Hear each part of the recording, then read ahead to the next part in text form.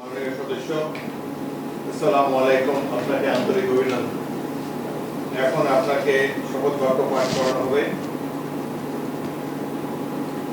দাঁড়িয়ে শপথ পাঠ করার জন্য আপনাকে অনুরোধ করছি। আমি সংসদ সদস্য নির্বাচিত হইয়া সশ্রদ্ধ চিত্তে শপথ বা দৃঢ়ভাবে ঘোষণা করিতেছি যে আমি যে কর্তব্যভার গ্রহণ করিতে যাইতেছি তাহা আইন অনুযায়ী ও বিশ্বস্ততার সহিত পালন করিব।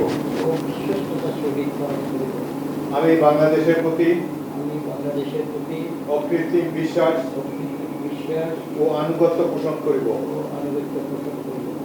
এবং সংসদ সদস্য রূপে আমার কর্তব্য পালনকে ব্যক্তিগত স্বার্থের দ্বারা প্রভাবিত হইতে দিব না।